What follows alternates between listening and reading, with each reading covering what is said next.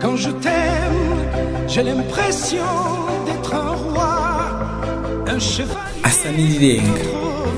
Umwiza wanjye nakazuba ateye neza n'urubenga, nagasimbi nakanyange simbi wanjye asa n'irirenga. Ngiyo mubonye ndanaririmba, kajwe keza gatuma nsimba, nkabyina mvanga n'igisirimba, nawe agatamba byina ikinimba. Niwe tarano ntajya mpisha, gasaro kanjye ntishisha, mbera isoko y'umugisha, mvana mu isi y'umubisha, mbese ntuye mu isi shya. Mbega umwari, mbega umwiza, mbega Imana iramumwunze, ariko se Mana shime ne ko mfite ishimwe ku mutima, ko mfite umwari w'umutima.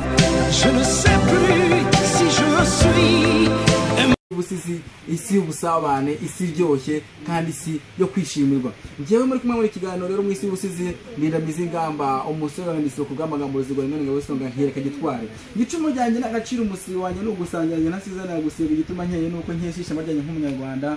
Ntabita byose Michel muhaye kaze mu kiganiro isi y'ubusizi.